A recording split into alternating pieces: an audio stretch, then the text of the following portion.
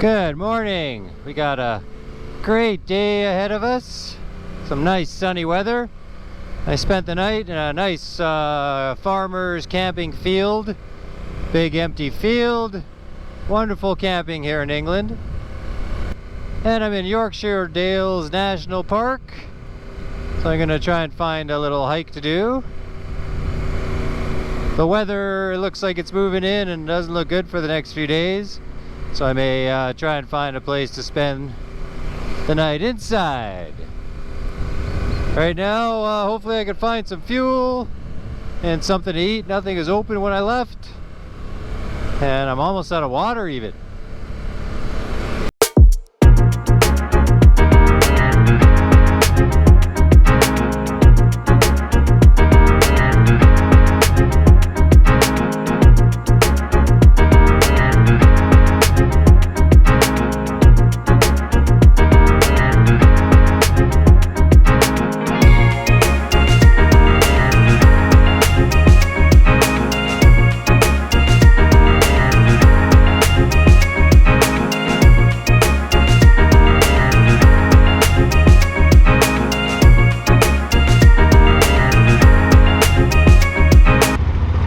Okay, just fueled up.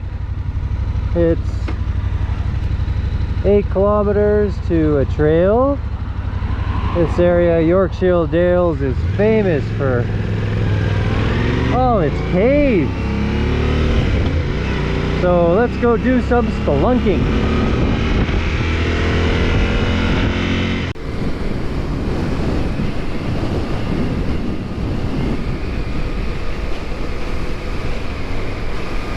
Alright, just going to do a little hike here and check out some caves. The first stop is Yorkshire Cave.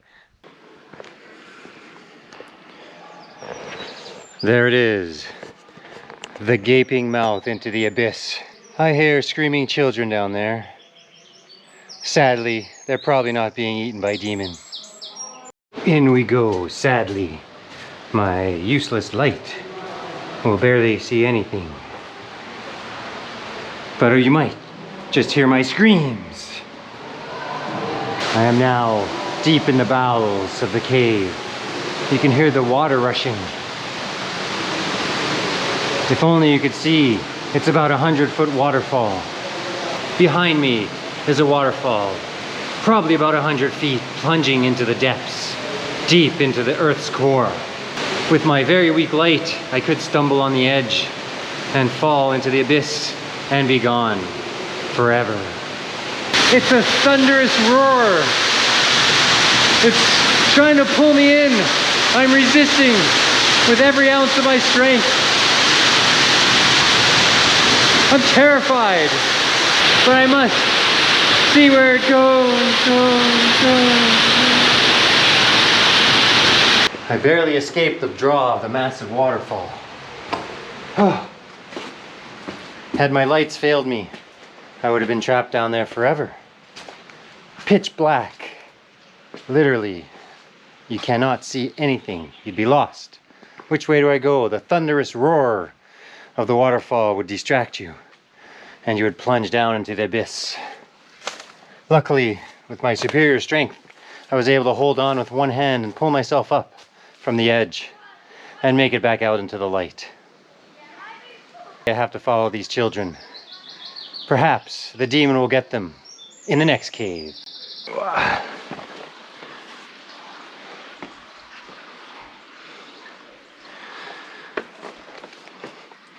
As I make my way up this path, this dry riverbed, if a storm comes and I get stuck in a flash flood, it's game over.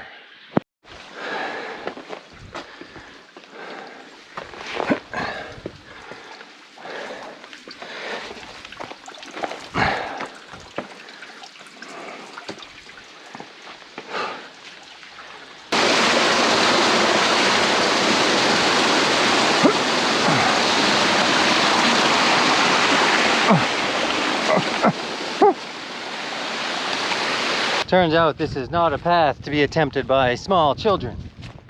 It's very soggy, and they're afraid of getting their poor little feet wet. So I'm gonna be hiking this trail. It's about 4K along a ridge with a bunch of caves, it looks like, along the way. So I'll explore some more. Hopefully escape these ones the way I did the last one. And then walk back to the bike and then try and find a place to stay for this evening. I just checked the weather. 100% rain. So there's no guarantees, but I'd say that's pretty close. The trail continues there, but 100 meters down this little river, apparently there's the Bull Pot Cave. So I'm gonna go down and see if there's any bulls in a pot. I am now at Bull Pot Cave. There is a cave, but it's down there. A little too deep for me to jump down, and I have no rappelling equipment. So Bull Pot Cave is going to remain unexplored. Below me is Jingling Pot Cave, another one I can't get into without my spelunking rappelling gear. So this Jingling Pot Cave is quite deep. Let's find out how deep.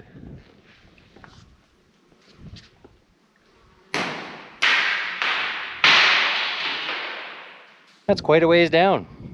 And this inaccessible cave is called Rodent Pot.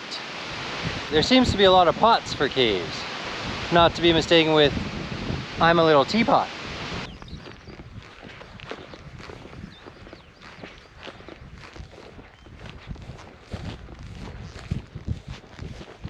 Okay, finished up the hike. The clouds are just moving in now.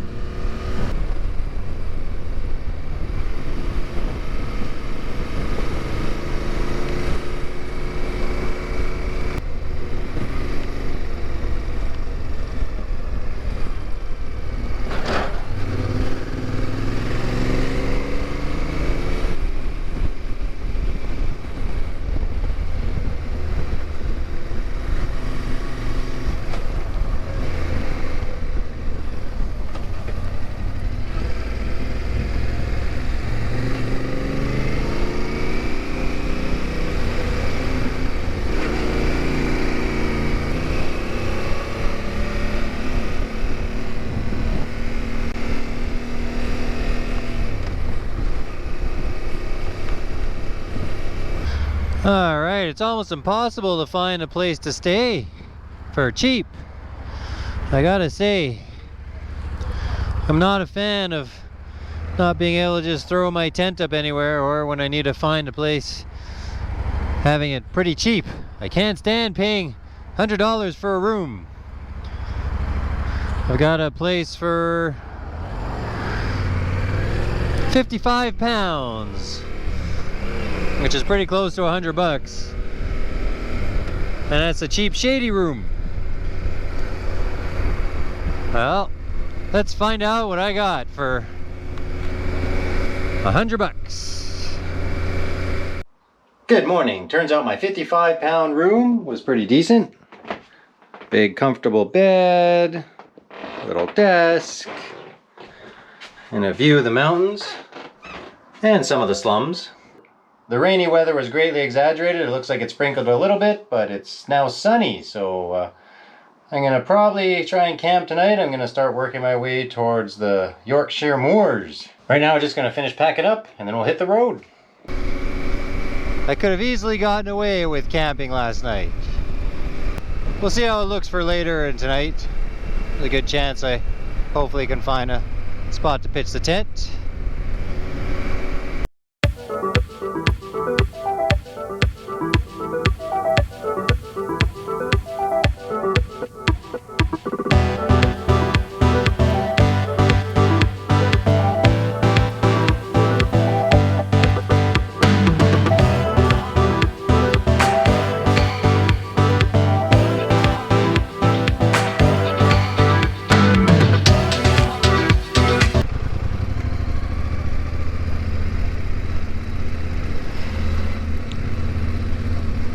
Welcome to Eden Camp,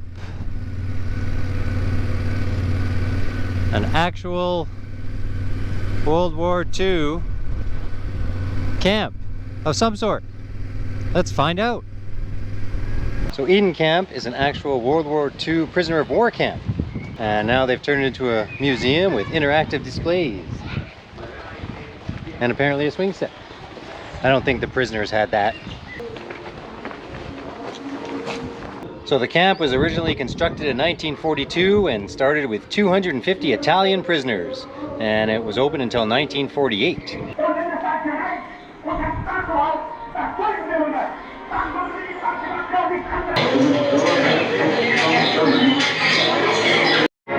This is an incendiary bomb. It takes fire on impact and may burn 15 minutes and will ignite anything in its vicinity.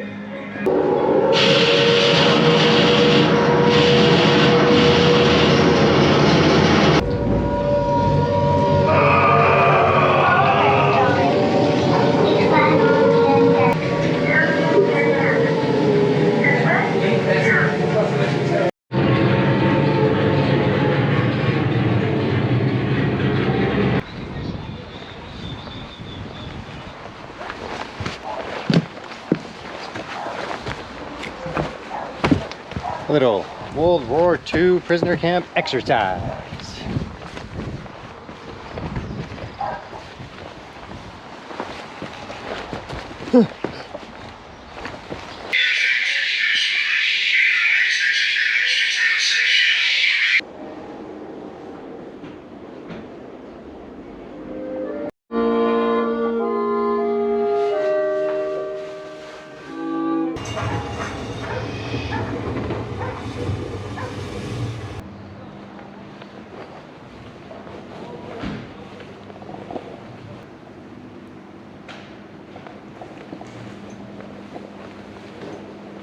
Alright, that concludes the tour of Camp Eden. It was well worth it.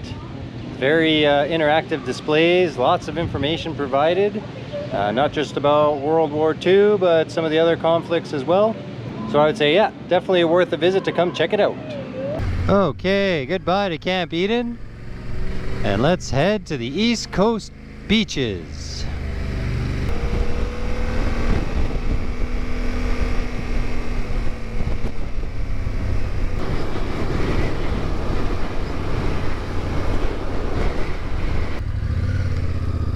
I've made it to the ocean and a lighthouse. All right, it's almost 9 o'clock. Hopefully I'll be okay. I found this farmer's field off this little dirt road that was just off of a parking lot for a bunch of hikes. But as you can see, I'm a little bit secluded behind these bushes.